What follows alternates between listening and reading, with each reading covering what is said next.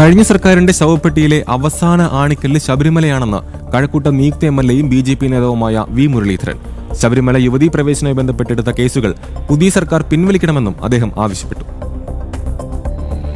കഴിഞ്ഞ സർക്കാരിന്റെ ഭരണത്തിലെ ഏറ്റവും ഒടുവിലത്തെ, ഒരുപക്ഷെ ആ സർക്കാരിന്റെ ശവപ്പെട്ടിയിലെ അവസാനത്തെ ആണിയായിട്ട് മാറിയത് ശബരിമല സ്വർണ്ണക്കൊള്ളയാണ്. ശബരിമല സ്വർണ്ണക്കൊള്ളയുടെ വിഷയത്തിൽ വളരെ കൃത്യമായിട്ടുള്ള അന്വേഷണം കഴിഞ്ഞ സർക്കാരിന്റെ കാലത്ത് നടന്ന അന്വേഷണത്തെക്കുറിച്ച് ഞങ്ങൾ മാത്രമല്ല, ഇപ്പോൾ ഭരണത്തിലേറാൻ പോകുന്ന കോൺഗ്രസും അവരുടെ വിയോജിപ്പ്, അവരുടെ ആ കാര്യത്തിലുള്ള അസംതൃപ്തി രേഖപ്പെടുത്തിയിട്ടുള്ളതാണ്.